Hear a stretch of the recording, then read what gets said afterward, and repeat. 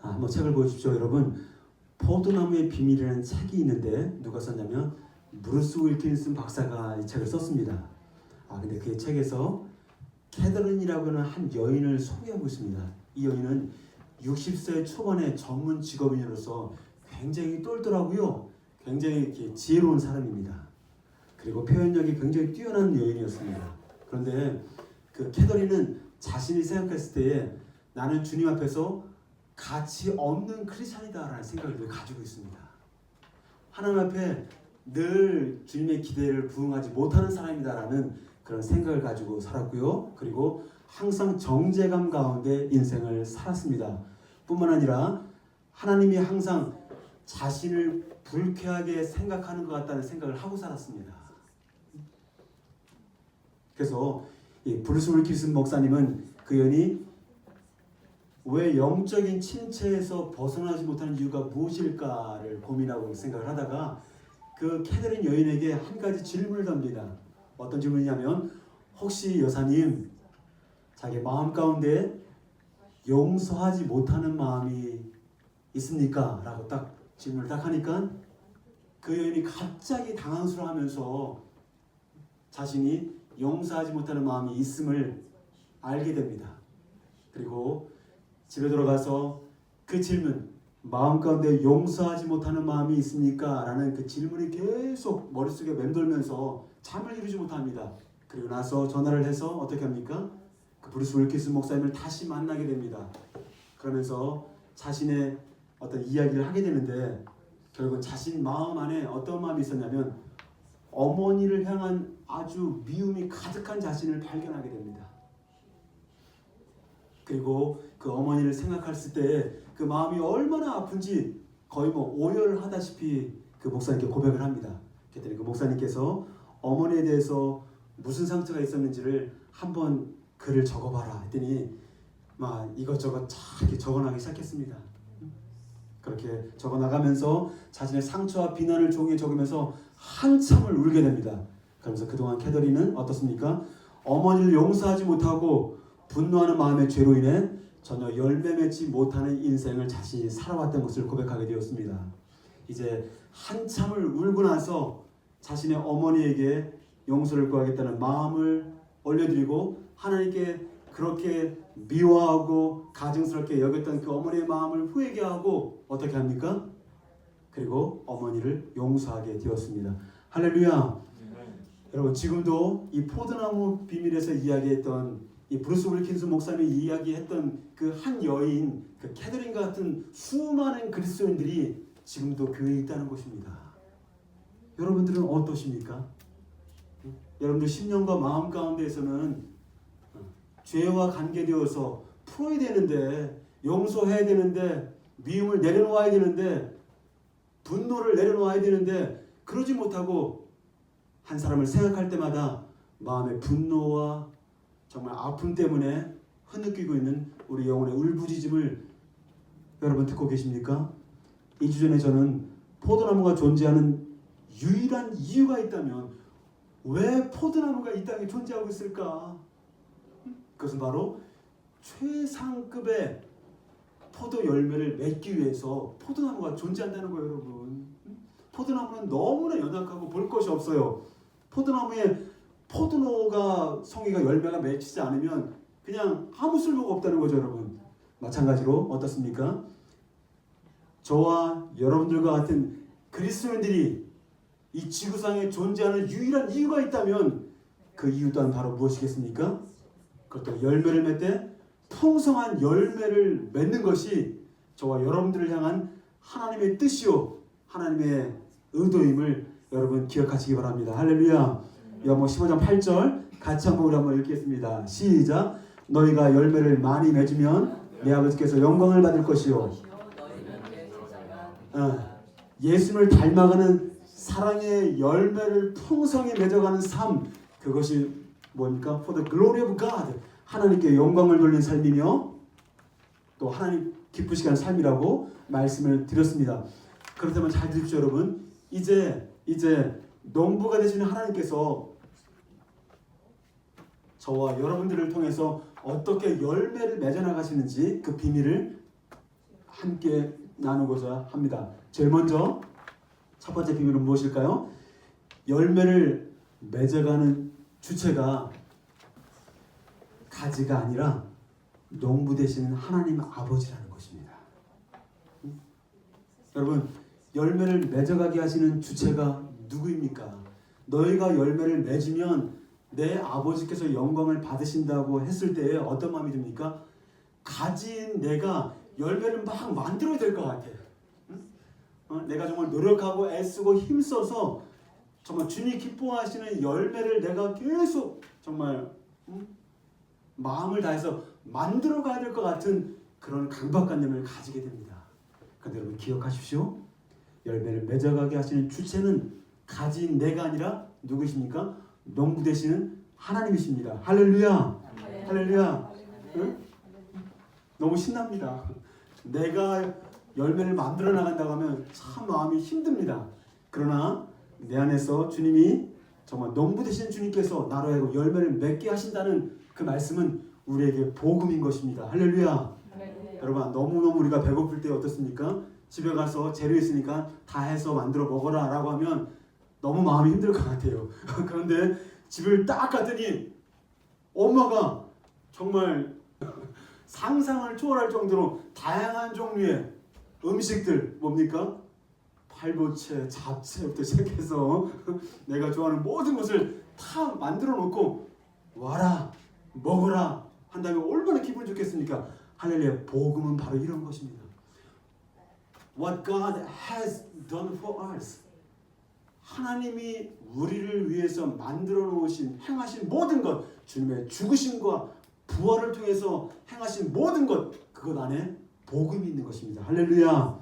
그러면 첫째로 농부 되신 아버지께서 어떻게 우리를 열매를 맺어가게 하실까요? 다시 한번 2절을 읽겠습니다.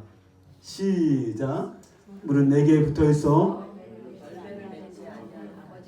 아버지께서 그것을 제거해 버리시고. 여러분 어떤 마음이 듭니까? 물은 내게 붙어있어 열매를 맺지 아니하는 가지는 아버지께서 그것을 제거해 버리시고. 어떤 마음이 듭니까? 열매를 맺지 아니하고 내가 열매를 정말 만들어내지 못하면 나를 제거하시는 거구나.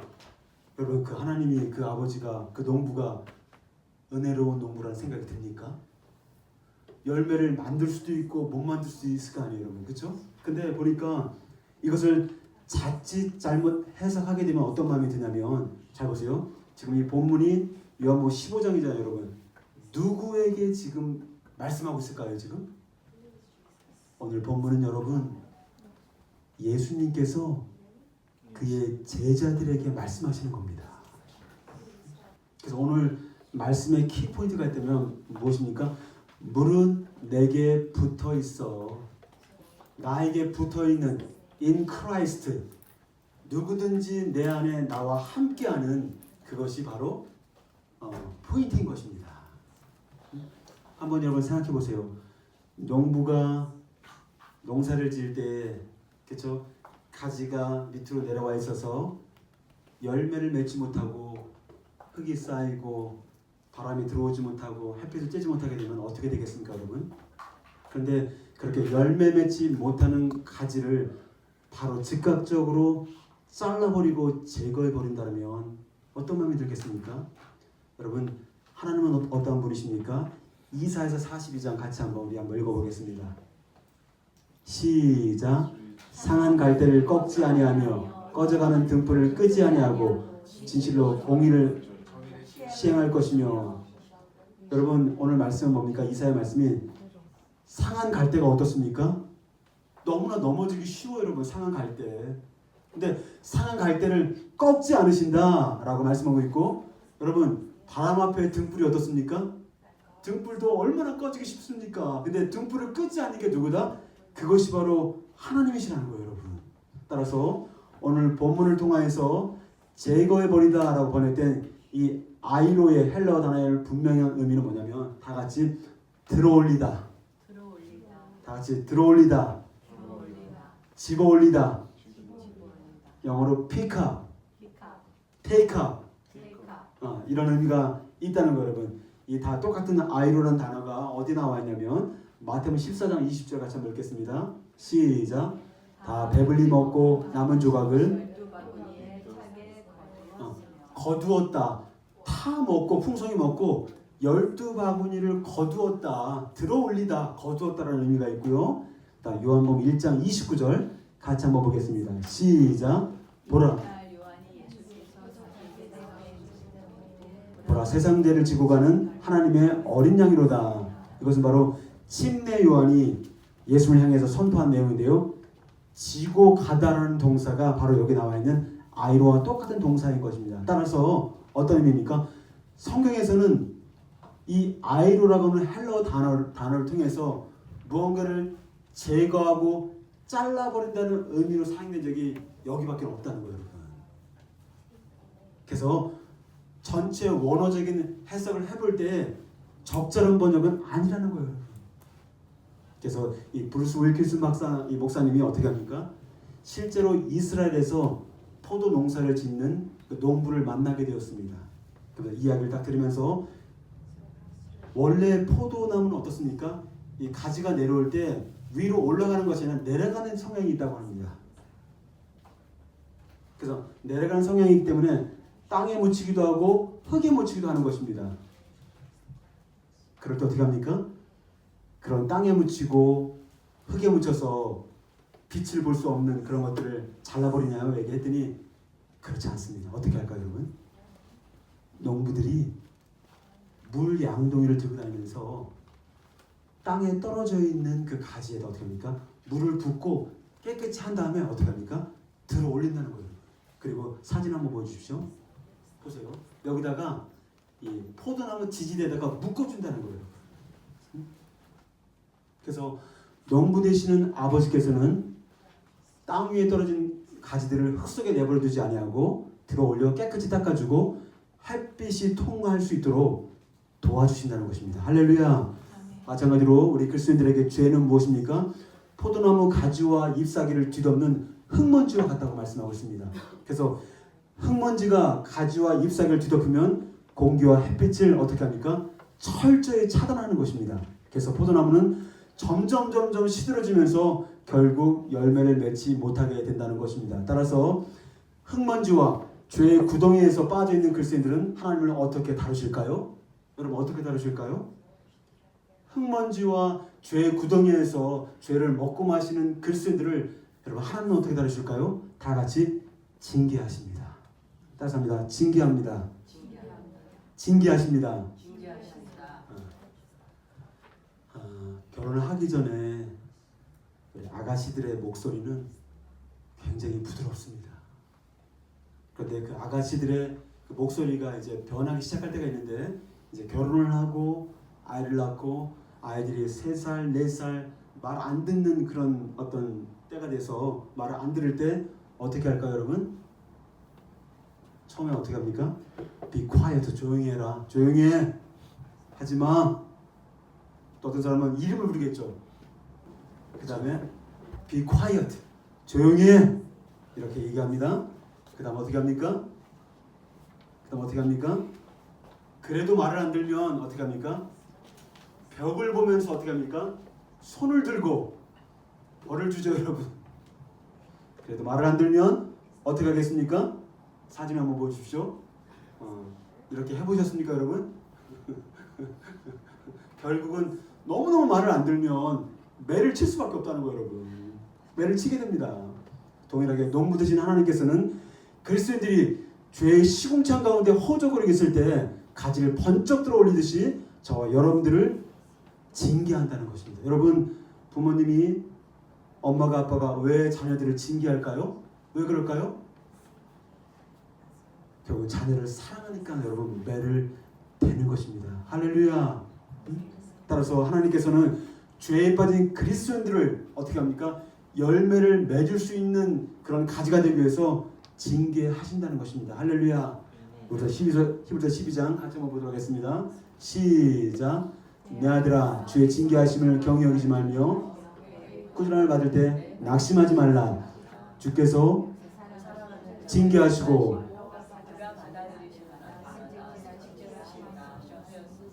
무릇 징계가 당시에는 즐거워 보이지 않고 슬퍼 보이나 후에 그로 말미암아 연단받은 자들은 의와 평강의 열매를 맺느니라. 할렐루야. 여러분 잘 들으세요. 잘 들으세요. 오늘 말씀에 나와 있는 징계는 뭐와 관계 있습니까? 저 여러분들의 죄와 관계하는 것입니다. 인생을 살아오면서 또 신앙생활을 수십 년 동안 해오면서 우리가 정말 구분할 필요가 있는데, 오늘 포도나무의 비밀 첫 번째 어떻게 하는 것입니까? 죄의 흙 속에서 허우적거려 열매를 맺지 못하는 그리스도인들이 열매를 맺을 수 있도록 하나님이 하시는 첫 번째 방법은 바로 무엇이냐면, 그것은 바로 징계하는 것입니다. 사랑의 매를 대는 것입니다. 그 다음 이제 다음 주에 우리가 나눌 것은 뭡니까? 가지치기를 한다는 거예요. 영적인 가지치기를 하는데, 여러분 징계는 철저히 내가 잘못하고 내가 범죄하고 내가 죄를 그만둘 수 있도록 하나님이 하시는 사랑의 조치가 바로 무엇입니까? 징계인 것입니다.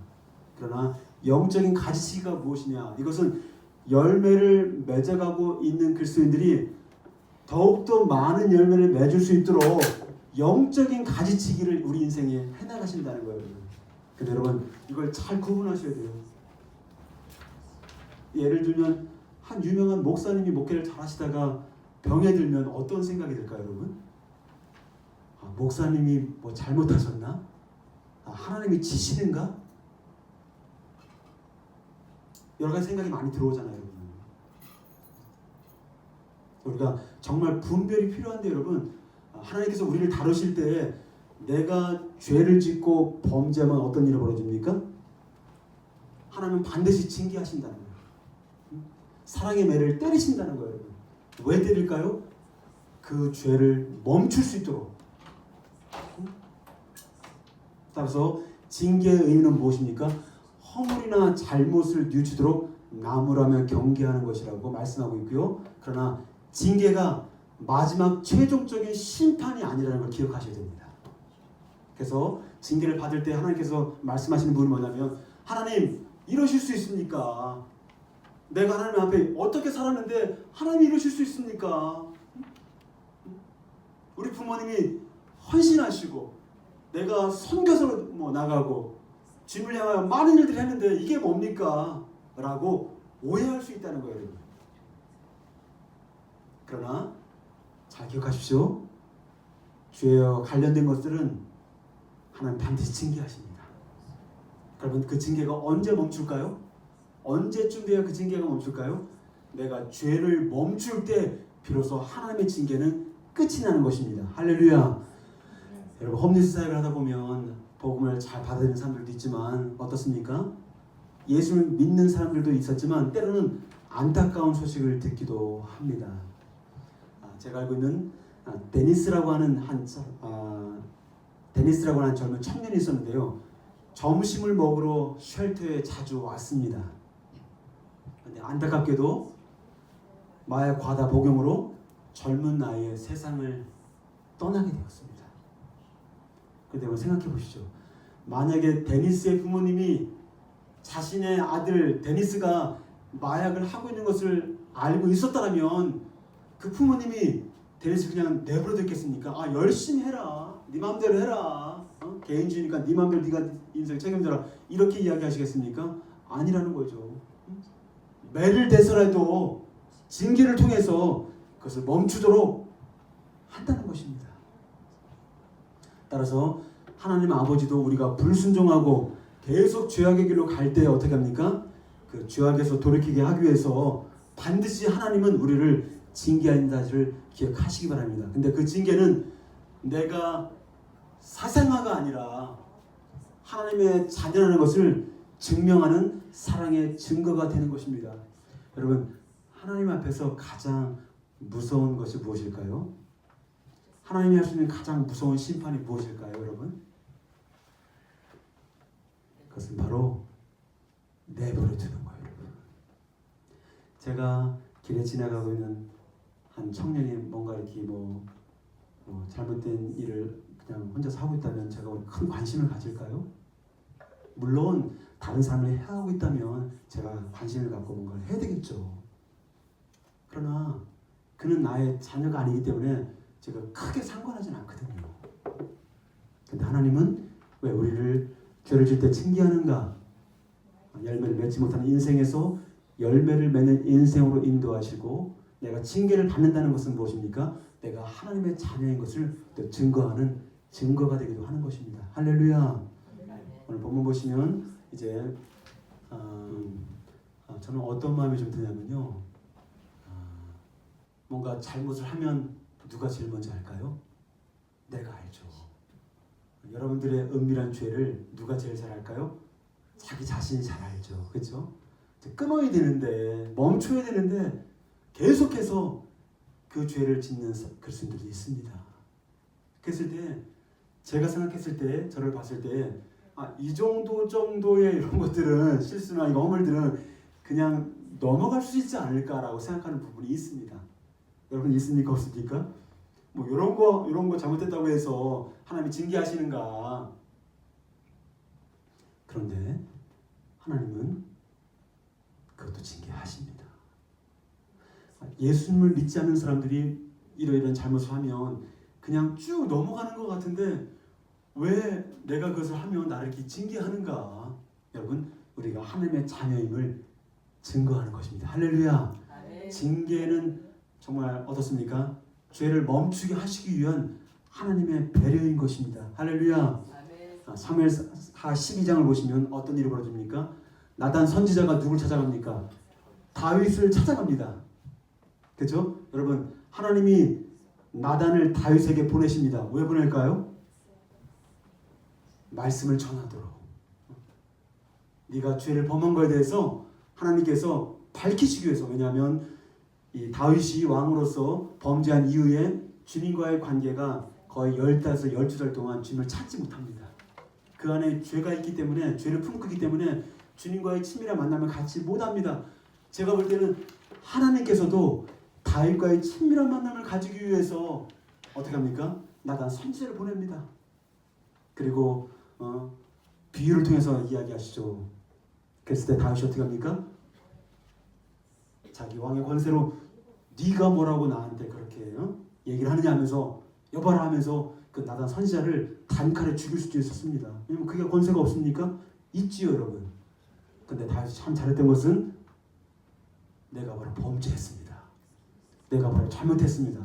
내가 죄를 지었습니다. 라고 하면서 나단 선지자의 그 징계의 말씀을 듣고, 그리고 어떻게 합니까?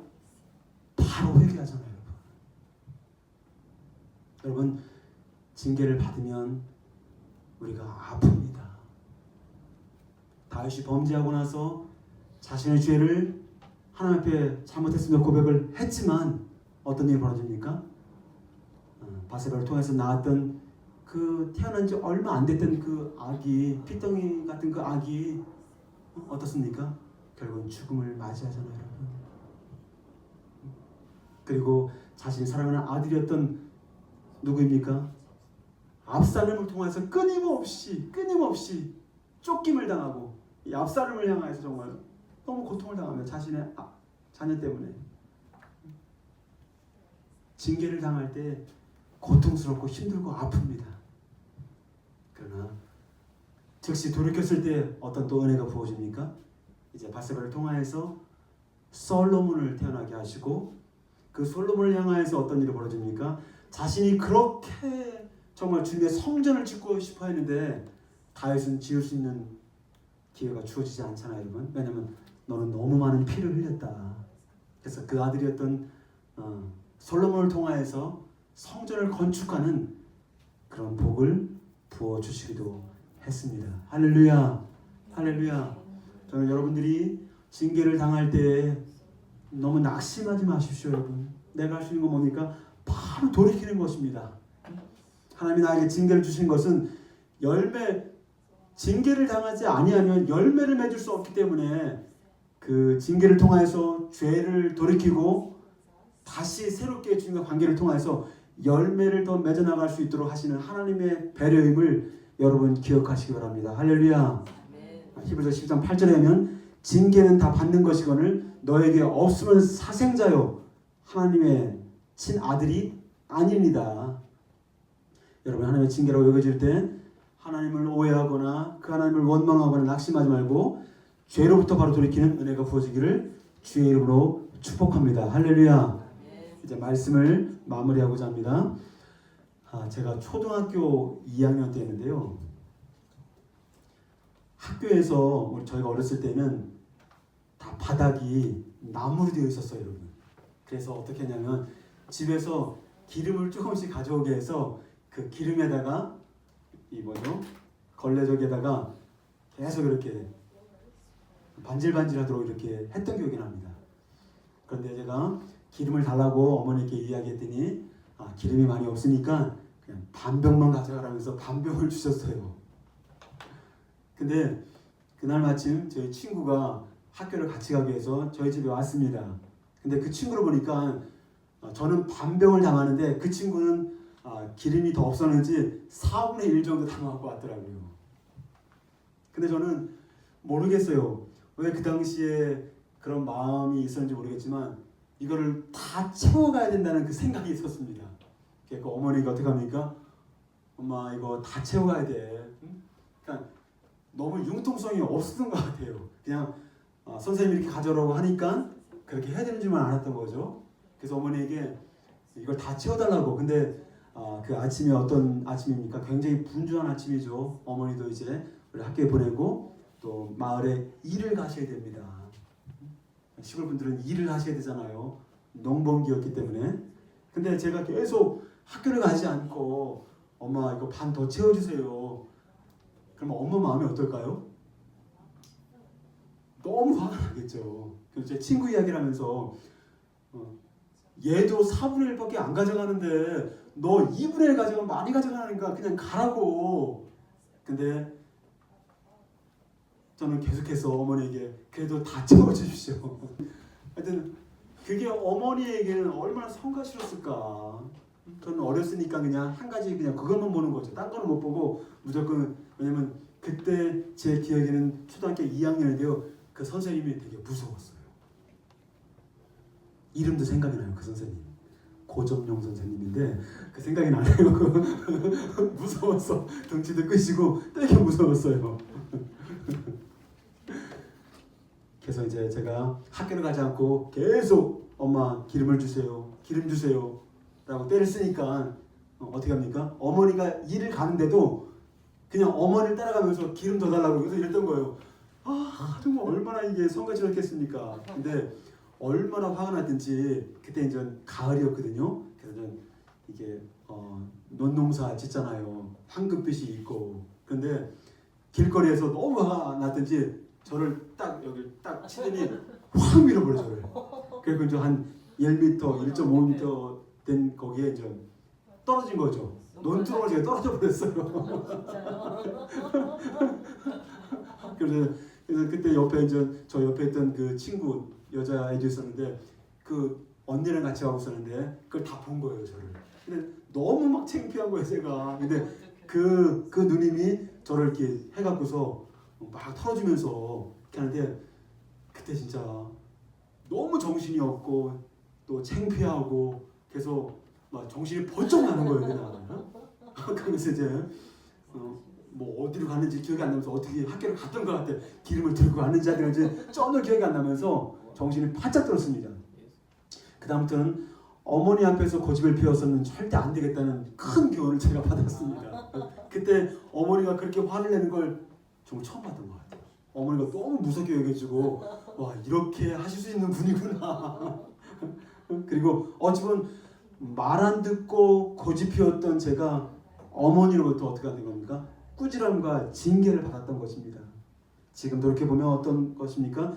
어릴 적 제 고집이 꺾어진 것에 대해서 지금도 고집이 있지만 그 어렸을 때 그 꾸지람과 징계를 통하여서 정말 제 고집이 꺾어진 것에 대해서 큰 역할을 해주신 어머니에게 진짜 감사하는 마음을 드리게 됩니다. 할렐루야. 여러분 하나님의 징계, 내가 잘못하고 죄짐으로 말미암아 하나님의 징계를 받을 때에 여러분 그것이 하나님의 은혜인 것입니다. 하나님이 징계를 하실 때 깨닫지 못하고 계속 고집을 부린다면 어떻게 되는 것입니까? 나만 더 아픈 것입니다. 제가 고집을 부리고 계속 그냥 고집을 딱 꺾고 예 알겠습니다 하고 갔으면 제가 논두렁에 떨어질 일이 있겠습니까? 없잖아요. 마찬가지로 우리 그리스도인들이 정말 하나님과 나만이 아는 은밀한 죄가 있다면 반드시 하나님은 여러분들이 하나님의 자녀임을 확신한다면 반드시 징계하신다는 거예요. 여러분 징계는 아픕니다. 가지치기도 아프지만 징계도 참 아픕니다, 여러분.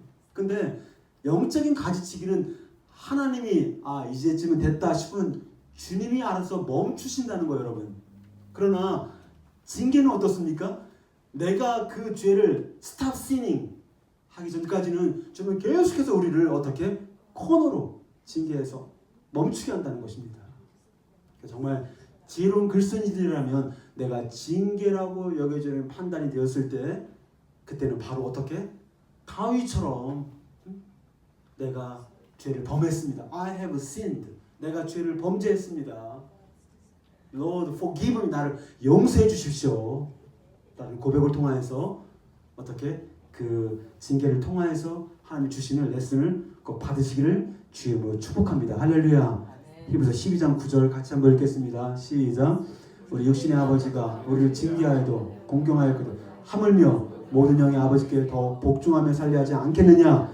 그들은 잠시 자기의 뜻대로 우리를 징계하였거니와 오직 하나님은 우리의 유익을 위하여 그의 거룩하심에 참여하게 하시느니라. 무릇 징계가 당시에는 즐거워 보이지 않고 슬퍼 보이나 그로 말미암아 연단받는 자들은 의와 평강의 열매를 맺느니라. 할렐루야. 징계하시는 하나님의 본심이 있는데 그것은 바로 무엇입니까? 여러분들의 유익을 위해서 하신다는 거예요. 조금은 부끄러운 고백이지만 제가 아이들을 징계할 때 어떻게 했는가 한번 생각해 봤습니다. 제가.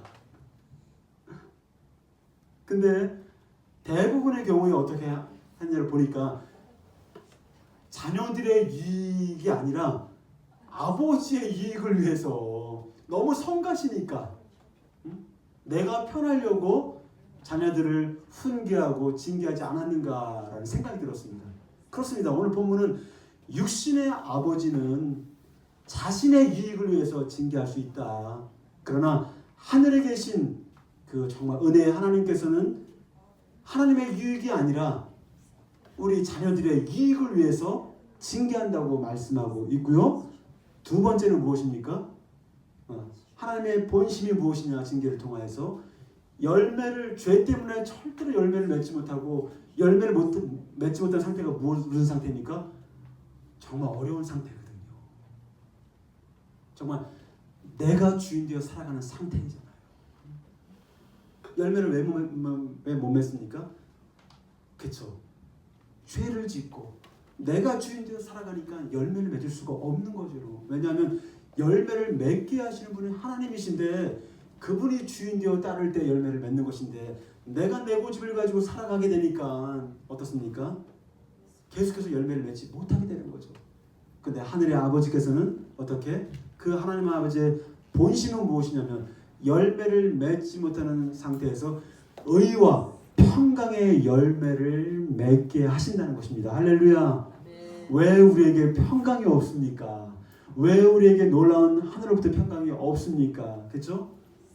하나님을 어게인스트하고 내가 주인 되고자 내 마음대로 하고자 하니까 평강이 깨지는 거죠, 여러분.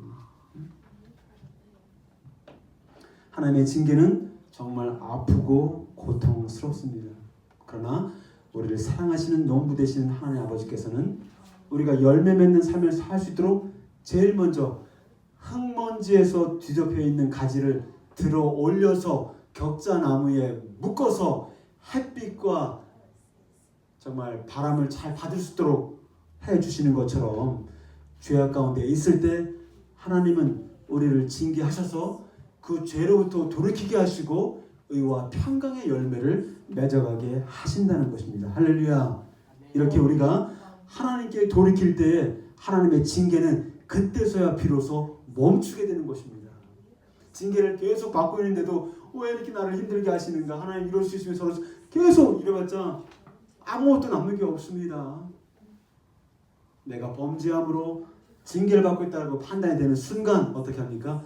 바로 돌이키고 주님께 나아갈 때 그 하나님의 징계는 멈추어가는 것입니다. 할렐루야. 여러분 성경에서 욥의 경우를 보십시오. 욥의 경우는 징계를 받은 것입니까? 아니면 하나님의 다루시는 시련, 고난을 받은 것입니까? 그렇죠. 욥이 죄를 범죄해서 징계를 받은 게 아니라는 거죠. 그렇죠, 여러분? 요한복음에 누가 나옵니까? 눈먼 자가 나오잖아요, 여러분. 아니, 저 사람이 눈멀게 된 거는 부모님의 죄 때문입니까?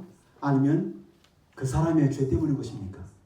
그러니까 적어도 2000년 전에 예수님 당시에 대부분의 유대인들의 생각은 무엇이냐면 누군가 아플 때, 눈 멀었을 때, 병 들었을 때 부모님의 죄든 아니면 그 사람의 죄라고 다 판단을 했다는 거죠. 근데 주님은 전혀 엉뚱한 이야기를 하시는데 뭐라고 합니까? For the glory of God. 하나님의 영광을 나타나기 위해심이라. 할렐루야. 할렐루야. 따라서 내가 나 자신을 볼 때에 이것이 징계인가 아니면 주님 주시는 믿음의 시련인가 고난인가를 잘 분별하셔야 됩니다. 그리고 내가 다른 사람들 생각할 때에도 저 사람 죄 지어서 그런 거 아니야? 라고 함부로 판단할 것이 아니라 정말 징계인지 아니면 믿음의 시련과 고난인지를 잘 분별해 주셔야 됩니다. 그렇게 하게 되면 정리가 딱 됩니다.